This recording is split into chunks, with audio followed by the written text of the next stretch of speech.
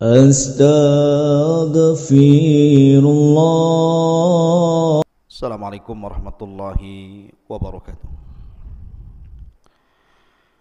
Alhamdulillah wassalatu wassalamu ala Rasulillah wa ala alihi wa sahbihi wa mawalah wa la hawla wa la quwata illa billahi wa ba'du. Qala Allahu azza wa jalla ya ayyuhalladzina amanu taqullaha haqqa tuqatih wa la tamutunna illa wa antum muslimun. Ma'asyiral muslimin yang dimuliakan Allah Subhanahu wa taala, alhamdulillah di malam hari ini kita bisa kembali duduk untuk thalabul ilmi walaupun lewat media. Dan kita masih meneruskan kisah daripada tokoh Islam bagian kedua, Utsman ibn Affan radhiyallahu an. Seorang khalifah yang dikatakan oleh Ali radhiyallahu an pemilik dua cahaya. Dzakar rajul yud'a fi mala'il a'la bidhi nuraini. Itulah laki-laki yang dipanggil dari atas langit dengan sebutan pemilik dua cahaya, karena dia menikahi dua putri Nabi sallallahu alaihi wasallam, Ruqayyah kemudian Ummu Kulsum. Dan tidak ada satupun manusia setelah Adam sampai hari ini, bahkan sampai kiamat dibangkitkan, orang yang menikahi dua putri Nabi sallallahu alaihi wasallam kecuali Utsman ibn Affan. Makanya dia disebut pemilik dua cahaya. Adapun manaqib beliau adalah seorang katibu wahyin Nabi sallallahu alaihi wasallam. Satu di antara sekian penulis wahyu Nabi sallallahu alaihi wasallam. Dan dia juga banyak meriwayatkan hadis Nabi sallallahu alaihi wasallam, sampai hadis yang diriwayatkan sampai kepada kita berjumlah mi'atu wa sittatu aw arba'ina haditha, 146 hadis. Dan Utsman ibn Affan radhiyallahu an dikenal kathratu ibadatihi, banyak ibadahnya kepada Allah azza wa jalla, terutama qiraatul Quran dan qiyamul lail. Dan juga memiliki akhlak yang baik karena memiliki perasaan malu yang tidak dimiliki banyak para sahabat.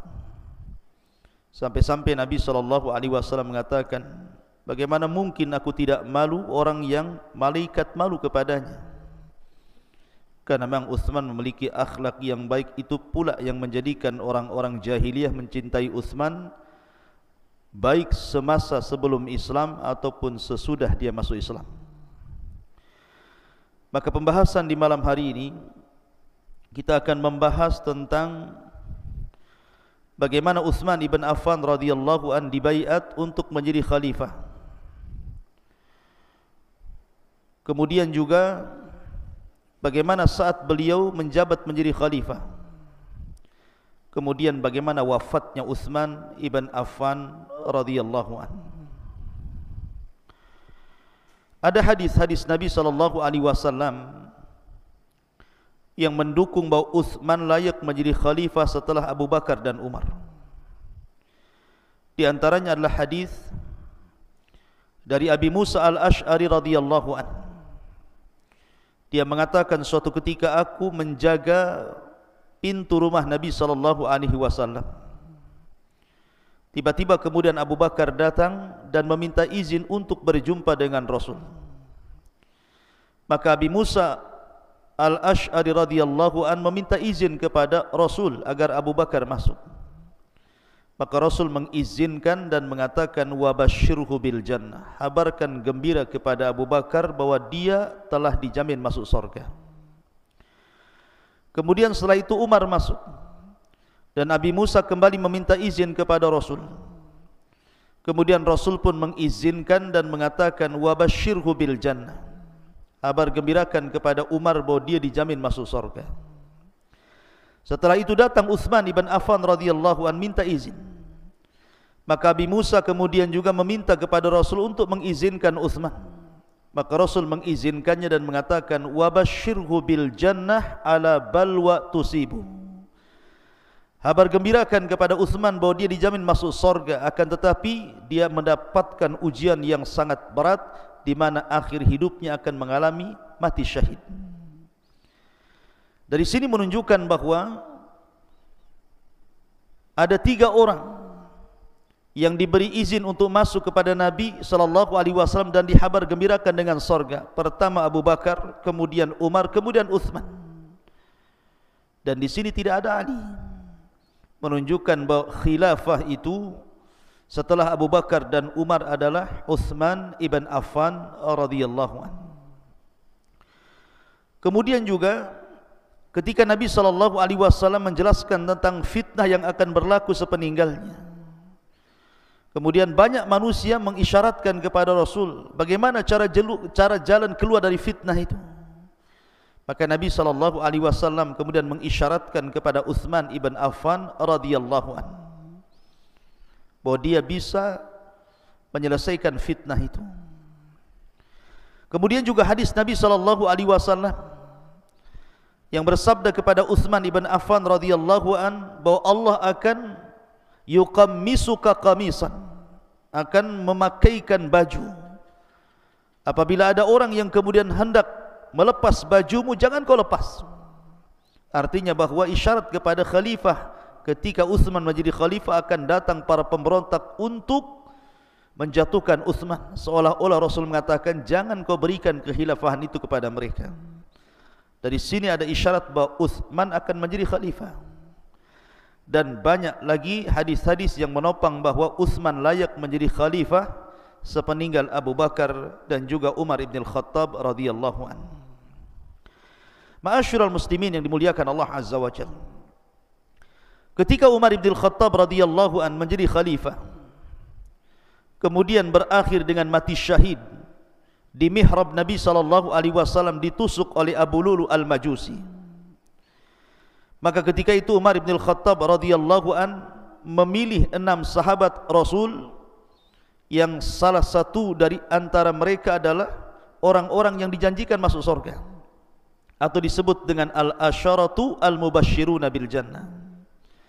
Di sana ada Utsman ibn Affan, di sana ada Ali radhiyallahu an, di sana ada Talha bin Ubaidillah, di sana ada Zubair ibn Awwam, di sana ada Sa'ad bin Abi Waqqas dan Abdurrahman ibn Auf radhiyallahu anhum ajmain. Inilah 6 sahabat yang layak menjadi khalifah sepeninggal Umar ibn al-Khattab radhiyallahu an. Sebenarnya Umar sangat menjagokan Abu Ubaidah ibn al-Jarrah. Bahkan dia mengatakan, kalau seandainya Abu Ubaidah ibn al-Jarrah hayyan, hidup, maka tentu aku akan menjadikan dia pengganti diriku. Tapi sayang, Abu Ubaidah ibn al-Jarrah meninggal saat menjadi jenderal perang untuk membuka Al-Quds. Di situ terjadi wabah taun yang luar biasa yang disebut dengan Taum Anwas. Maka Abu Ubaidah pun salah satu yang terkena taun dan meninggal satu keluarga. Sehingga kemudian dari 10 sahabat yang dijanjikan masuk surga tersisa 6. Dari sini ma'asyiral muslimin yang dimuliakan Allah Azza wa Jalla, Umar menyerahkan kepada 6 orang ini. Maka akhirnya kemudian setelah Umar ibn al-Khattab radhiyallahu an menjelang wafatnya, maka 6 orang ini bermusyawarah. Tapi ketika itu kemudian mundur satu persatu. Di antaranya Sa'ad, dia tidak mau ikut dalam kontes kepemimpinan ini. Sa'ad bin Abi Waqqas dia mundur. Kemudian juga Talha juga mundur. Kemudian juga Abdurrahman bin Auf dia mundur. Kemudian juga akhirnya mereka memihak kepada 3 orang. Kemudian yang tersisa hanya 2 orang, Utsman dan juga Ali radhiyallahu an. Kemudian mereka mewakilkan semuanya kepada Abdurrahman ibn Auf untuk memilih 2 orang ini. Maka Abdurrahman bin Auf ketika itu meminta 3 hari untuk istisyar, meminta bermusyawarah kepada kaum muslimin, kepada kibarus sahabat, pada kaum muslimin, siapa yang layak di antara 2 orang ini menggantikan Umar bin Khattab radhiyallahu anhu.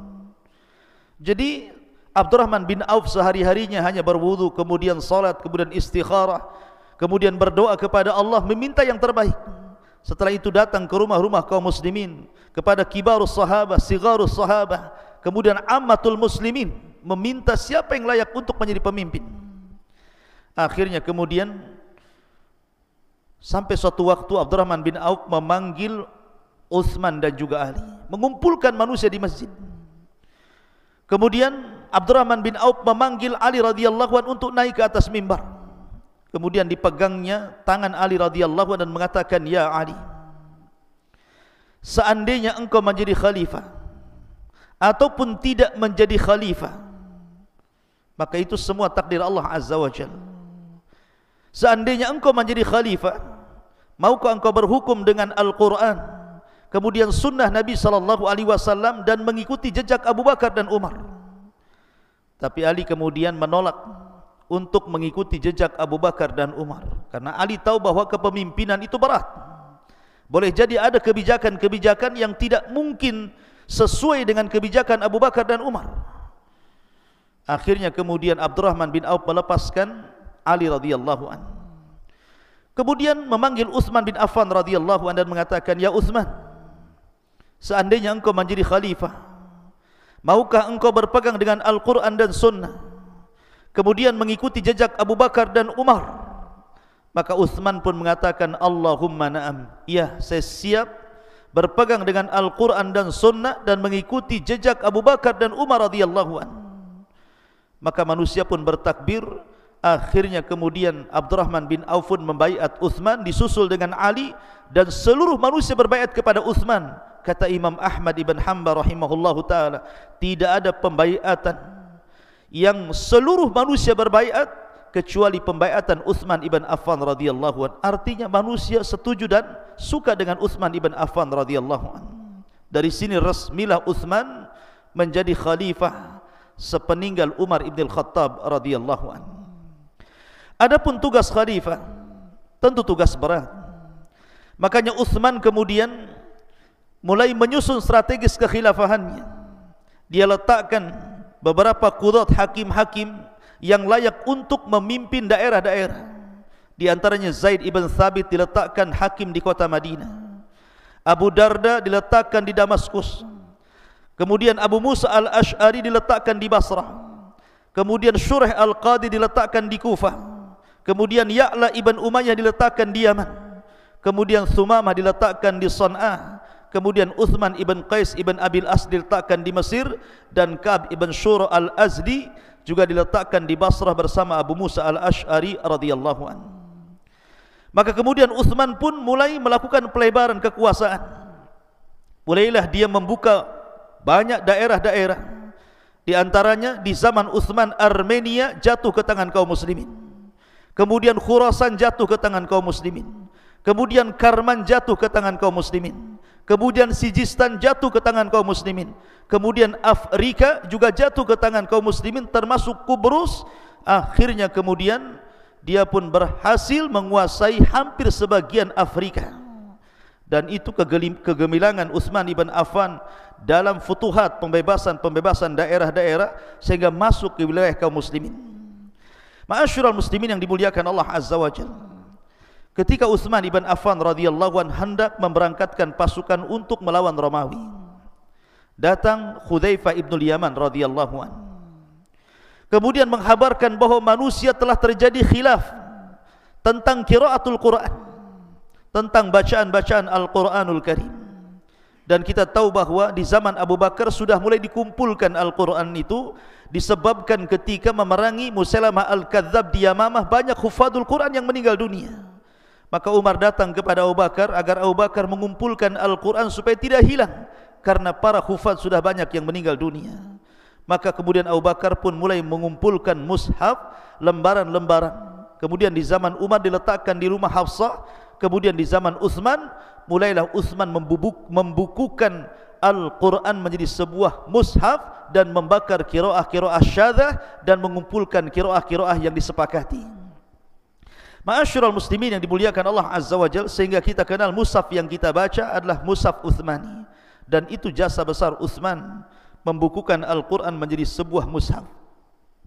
Ma'asyiral muslimin yang dimuliakan Allah Azza wa Jalla, yang ingin saya tekankan adalah kisah tentang wafatnya Utsman ibn Affan. Tentang wafatnya Utsman ibn Affan radhiyallahu an, ini sebagaimana sabda Nabi sallallahu alaihi wasallam bahwa pintu fitnah itu ada di Umar bin Khattab. Apabila pintu itu masih tertutup, maka fitnah tidak mungkin tersebar. Tetapi kalau fitnah itu mulai terbuka dengan wafatnya Umar, maka fitnah ini tidak akan dihentikan sampai hari ini, bahkan sampai kiamat dibangkitkan. Fitnah apa itu? Peperangan antar kaum muslimin. Di zaman Rasul tidak ada perang di antara kaum muslimin. Di zaman Abu Bakar jelas musuhnya orang-orang murtad. Di zaman Umar juga sama. Baru di zaman Utsman ibn Affan terjadi perang saudara, terjadi pembunuhan, bahkan Utsman sendiri dibunuh oleh orang-orang Khawarij. Kemudian Utsman meninggal, terjadi perang besar antara kubu Ali dan Muawiyah. Makanya fitnah ini akan terus terbuka sampai hari ini. Kita bisa saksikan kaum muslimin menyerang sesama kaum muslimin yang lainnya, membunuh sesama kaum muslimin yang lainnya, dan ini tidak bisa dihentikan sampai kiamat. Bagaimana kisah terbunuhnya Utsman ibn Affan radhiyallahu anhu? Ma'asyiral muslimin yang dimuliakan Allah Azza wa Jalla, dengan tersebarnya Islam ke beberapa negara, banyak orang-orang di luar Arab kemudian masuk ke dalam Arab, sehingga banyak orang-orang yang tidak kenal siapa sosok Utsman ibn Affan radhiyallahu anhu. Dari sini muncul seorang tokoh Yahudi yang bernama Abdullah ibn Sabah As-San'ani Al-Yamani, pura-pura masuk Islam, kemudian menyebarkan pemahaman Yahudinya di tengah-tengah kaum muslimin dengan mendoktrin bahwa orang yang berhak menjadi khalifah sepeninggal Umar adalah Ali, sebagaimana Musa alaihi salatu wasallam berwasiat kepada Yusa ibn Nun, maka begitu juga Nabi sallallahu alaihi wasallam berwasiat kepada Ali radhiyallahu anhu. Tersebarlah kemudian isu ini ke beberapa tempat di negeri-negeri kaum muslimin, terutama di Mesir, di Kufah, di Basrah, di Irak, dan beberapa negara yang lainnya. Adapun di Hijaz, mereka tahu siapa Utsman, sehingga Abdullah ibn Sabah tidak bisa mempengaruhi orang-orang Hijaz, Madinah dan Mekah. Mereka tahu siapa Utsman ibn Affan radhiyallahu an, manusia yang sangat istimewa, banyak keutamaan. Tapi orang-orang yang baru, yang mereka tidak tahu Utsman ibn Affan radhiyallahu an, maka mulai mereka terpengaruh dengan isu Abdullah ibn Sabah ini, sehingga membuat gerakan anak-anak muda untuk melakukan demonstrasi yang berakhir dengan khuruj, meminta Utsman melepaskan khilafah. Ma'asyiral muslimin yang dimuliakan Allah Azza wa Jalla, ketika bulan Dzulhijjah, tepat di musim haji, banyak para sahabat Nabi sallallahu alaihi wasallam yang haji dari Madinah ke Mekah. Ketika itu Utsman sudah tua, usianya sudah 84 tahun, sudah tidak sanggup lagi berjalan. Tiba-tiba kemudian orang-orang Khawarij membuat makar. Isu-isu Abdullah ibn Sabah dikembangkan dan digoreng. Akhirnya kemudian membangkitkan anak-anak muda Mesir, anak-anak muda Kufah, Basrah, akhirnya bangkit, sehingga ribuan anak-anak muda bergerak menuju Madinah di musim haji. Ketika orang saat haji, Madinah sedang kosong, dan mereka menggunakan ihram seolah-olah mereka hendak haji, padahal tidak hendak haji. Mereka hendak membuat makar kepada Utsman bin Affan. Kemudian mereka membuat strategi bahwa tidak mungkin kita menyuruh Utsman untuk melepaskan khilafah kecuali ada yang menggantikan Utsman. Maka diisukan Alilah jagonya. Mereka mengatakan bahwa Ali hendak membaiat dirinya. Kalau kita melepaskan baiat kepada Utsman, berarti kita bisa berbaiat kepada Ali radhiyallahu anhu. Itulah isu mereka. Maka Utsman ibn Affan mendengar bahwa akan ada gerakan anak-anak muda dari berbagai macam daerah Islam menuju kota Madinah. Maka ketika itu Utsman ibn Affan memerintahkan Muhammad ibn Maslamah dan juga Jabir ibn Abdullah radhiyallahu an untuk berjumpa dengan mereka. Akhirnya kemudian Muhammad ibn Maslamah menemui juru bicara mereka. Subhanallah, juru bicara mereka di lehernya ada Al-Quran. Kemudian mendatangi Muhammad ibn Maslamah sambil menangis seolah-olah khusyuk. Kemudian Muhammad ibn Maslamah menanyakan, apa tujuan kalian datang ke kota Madinah mendemo Utsman bin Affan radhiyallahu anhu?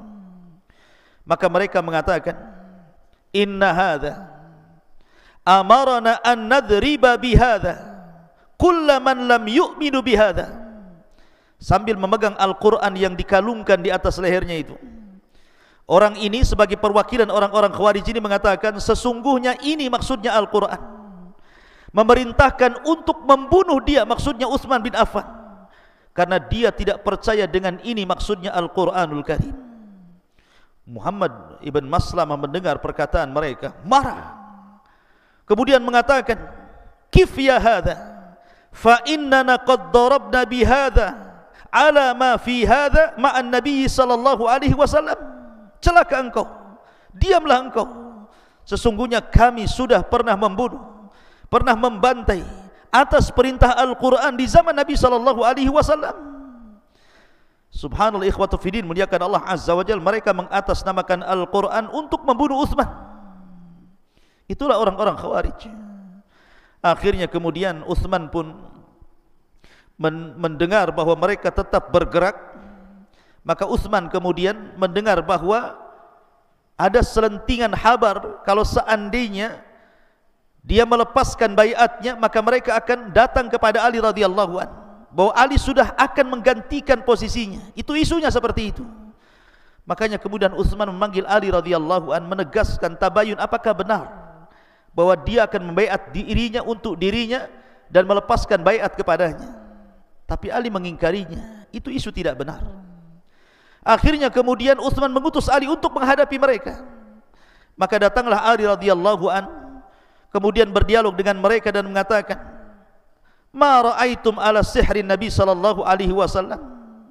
Bagaimana pendapat kalian dengan menantu Nabi sallallahu alaihi wasallam?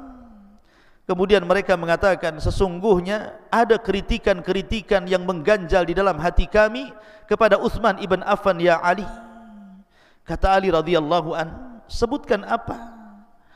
Kemudian mereka mulai menyebutkan satu persatu. Yang pertama, Utsman ibn Affan radhiyallahu an ketika di Mekah waktu haji, dia tidak mengqashar salatnya, bahkan dia menyempurnakan salatnya. Harusnya dia mengqashar salat, bukan menyempurnakan salat. Kemudian yang kedua, bahwa Utsman memiliki peternakan unta untuk menggemukkan unta dirinya, bukan unta kaum muslimin. Yang ketiga, bahwa Utsman sudah membakar mushaf. Yang keempat, bahwa Utsman sudah menguasakan para pemimpin-pemimpin daerah dari keluarganya. Kemudian yang kelima, bahwa Utsman tidak mengangkat senior-senior sahabat, malah memilih junior-junior sahabat. Akhirnya Ali radhiyallahu anhu mengatakan, itukah yang kalian ingin tanyakan kepada Utsman? Baik, saya jawab. Kemudian Ali radhiyallahu anhu mengatakan, adapun Utsman menyempurnakan solat di Mekah karena dia punya istri di Mekah. Artinya ketika dia pergi dari Madinah ke Mekah, memang ada istrinya di Mekah, sehingga tidak dianggap qashar, dianggap mungkin. Makanya dia menyempurnakan solatnya. Adapun Utsman menggemukkan unta-untanya, itu bukan unta dia, itu unta kaum muslimin. Utsman tidak pernah menggemukkan unta-untanya di kebun-kebun atau di peternakan kaum muslimin untuk kepentingan pribadinya, itu untuk kepentingan kaum muslimin. Adapun Utsman membakar mushaf, sesungguhnya Utsman hanya membakar mushaf qiraah syadzah, qiraah yang diperselisihkan, dan hanya menetapkan qiraah yang disepakati supaya tidak ada perselisihan di antara kaum muslimin. Adapun Utsman kemudian meletakkan para pejabatnya dari orang-orang dekatnya, dari keluarganya. Salahkah Utsman melakukan seperti itu? Bukankah Nabi sallallahu alaihi wasallam hanya menghususkan orang-orang Quraisy untuk memimpin dan tidak yang lainnya? Adapun Utsman kemudian memilihkan para junior sahabat dan tidak mengangkat para senior sahabat. Apakah Utsman kemudian meletakkan orang-orang zalim untuk memimpin? Bukankah mereka orang-orang adil? Nabi sallallahu alaihi wasallam pernah mengangkat Zaid ibn Harith memimpin pasukan perang, di belakangnya Abu Bakar, Umar dan Ali serta Utsman. Padahal Zaid ibn Harithah masih belasan tahun usianya. Termasuk juga Nabi SAW memerintahkan Attab ibn Usaid untuk memimpin perang. Di belakangnya Abu Bakar, Umar, Utsman, Ali dan sahabat yang lainnya. Lalu apa yang jadi salah dari Utsman ibn Affan radhiyallahu an? Terdiamlah para orang-orang Khawarij yang hendak mendemo itu. Kemudian mereka membuat syubhat yang baru dan mengatakan bahwa dulu Nabi SAW pernah meletakkan Hakam ibn Abil As untuk memimpin Taif, kemudian oleh Nabi SAW kemudian dipindah ke tempat lain.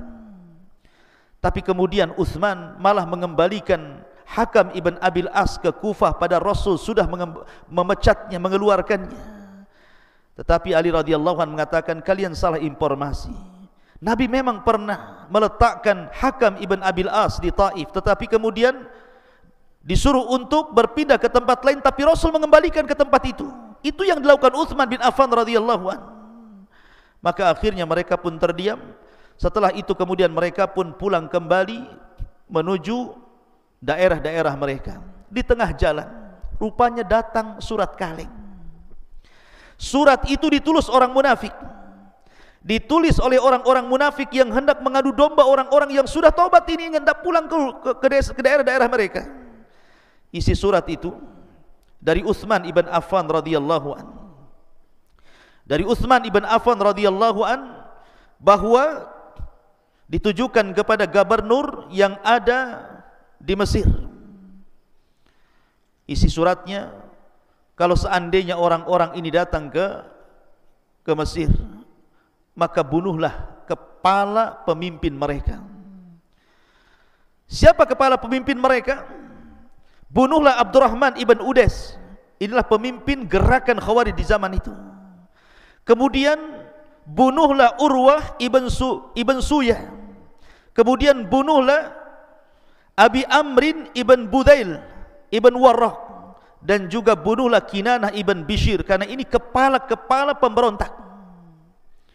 Ketika kemudian membaca surat itu, apalagi ada stempel dari Utsman bin Affan, orang-orang ini balik ke kota Madinah, hendak menyerang kota Madinah.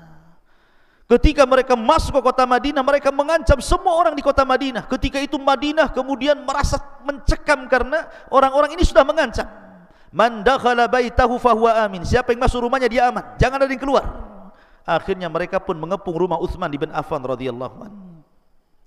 Ketika rumah Utsman dikepung itu, tiba-tiba kemudian Utsman bin Affan berceramah, dan ini khutbah terakhir Utsman bin Affan di hadapan mereka. Utsman bin Affan mengingatkan jasa-jasanya di zaman Rasul. Utsman tidak hendak riya, tetapi hendak menjelaskan kedudukan dia di samping Nabi SAW. Utsman mengatakan kepada mereka, gerakan-gerakan Khawarij ini, bukankah kalian tahu, aku pernah membeli sorga 2 kali kepada Nabi SAW. Pertama ketika Nabi SAW mengatakan, man ishtara bi'ra rumah falahul jannah fa ana ishtaraituha. Siapa yang membeli sumur rumah, sumurnya Yahudi, maka dia layak masuk surga. Aku yang membelinya, kata Utsman. Kemudian sabda Nabi SAW, man jahaja jaishal usra falahul jannah fajahajtuha. Siapa yang mempersiapkan pasukan sulit dalam Tabuk, maka dijamin masuk surga. Aku yang mempersiapkan pasukan itu dengan danaku.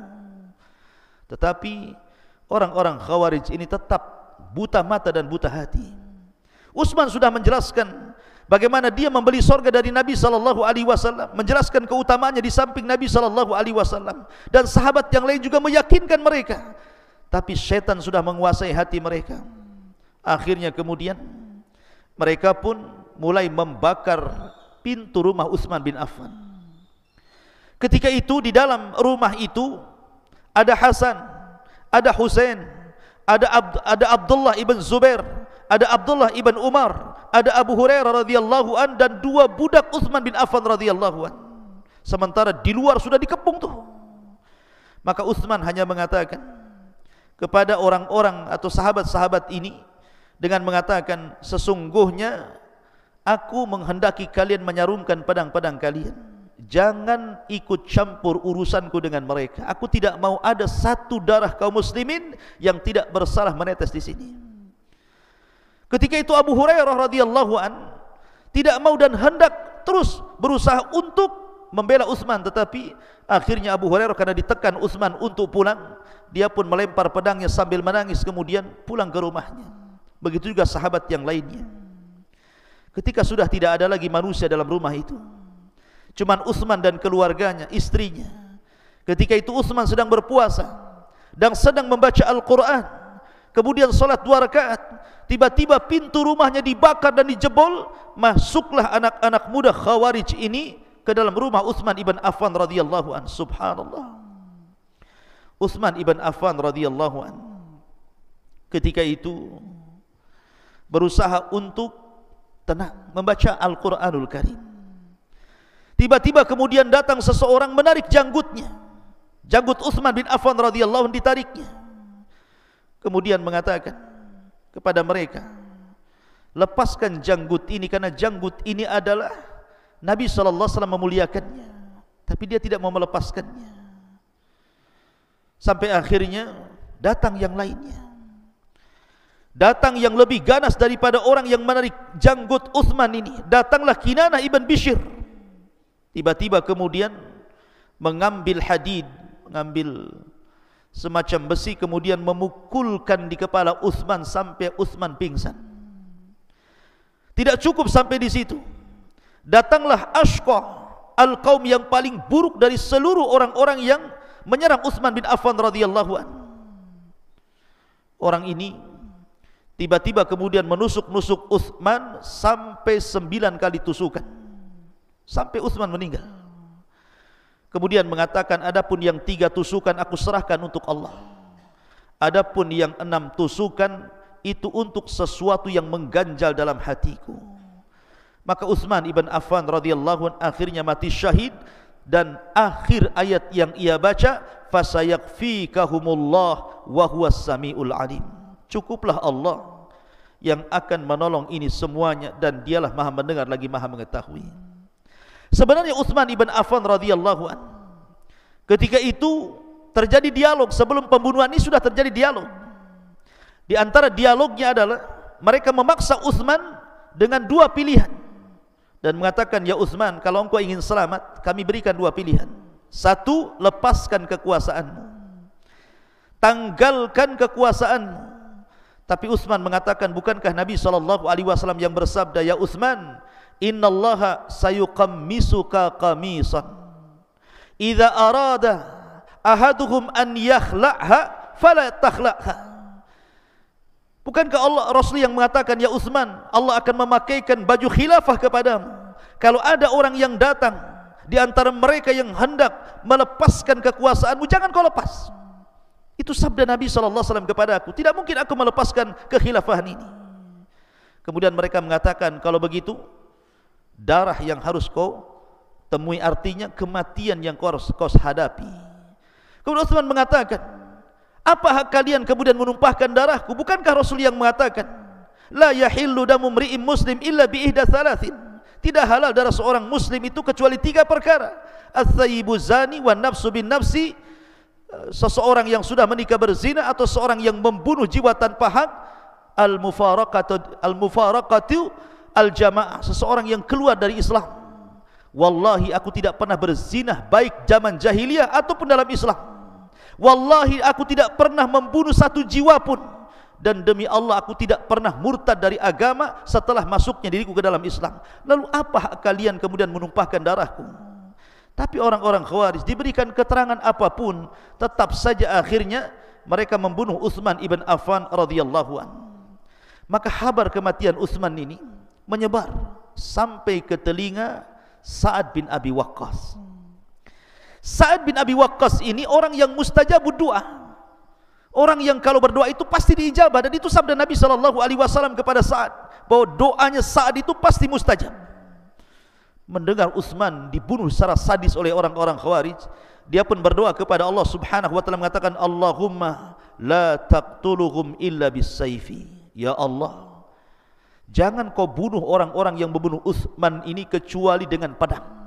Sebagai al-jaza min jinsil amal, balasan itu disesuaikan dengan perbuatan mereka kepada Utsman bin Affan. Subhanallah. Setelah Sa'ad bin Abi Waqqas berdoa, semua yang terlibat dalam pembunuhan Utsman semua mati di atas pedang. Semua mati dibantai pedang. Bahkan salah satu di antara mereka ada yang hidup sampai ketika Hajjaj ibn Yusuf hidup memimpin perang. Sehingga usianya itu sudah tua sekali, sudah 40 tahun dari terbunuhnya Uthman sampai di masa Hajjaj ibn Yusuf ini. Ketika orang ini tiba-tiba nyeletuk kepada Hajjaj ibn Yusuf dan mengatakan, "Ya Amirul Mukminin, wahai Amirul Mukminin, ana rajulun syaikhun, saya ini orang yang sudah tua. Orang yang sudah tua, maafkan diriku." Maka Hajjaj kemudian turun ke dalam mimbar dan mengatakan, "Manil qail, siapa yang bicara tadi?" Kemudian dikatakan Fulan bin Fulan, dan Fulan bin Fulan ini salah satu pemimpin dari pemimpin-pemimpin yang menggerakkan orang untuk membunuh Uthman. Maka Hajjaj mengatakan, "Ya aduwallah, damu Uthman fi dhahrik." Wahai musuh Allah, darah Uthman ada di pundakmu. Fanazala minal mimbar, dia pun turun dari mimbar. Fadharabahu bisaib, maka Hajjaj pun kemudian memenggal lehernya dengan pedang. Subhanallah. Dan Hajjaj mengatakan, "Wabika abda, kamu yang pertama kumulai." Begitulah nasib orang-orang yang membunuh Uthman ibn Affan radhiyallahu an, karena tidak mungkin Allah Subhanahu wa taala lalai dari setiap perbuatan zalim.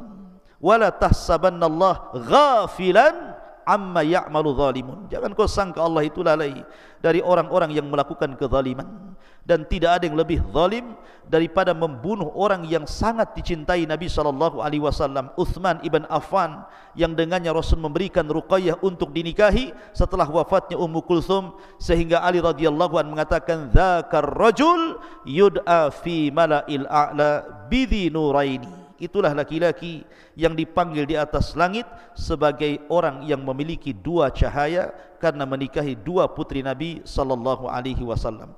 Subhanakallah bihamdika, asyhadu an la ilaha illa anta astaghfiruka wa atubu ilaik. Allahu ta'ala alam. Assalamualaikum warahmatullahi wabarakatuh.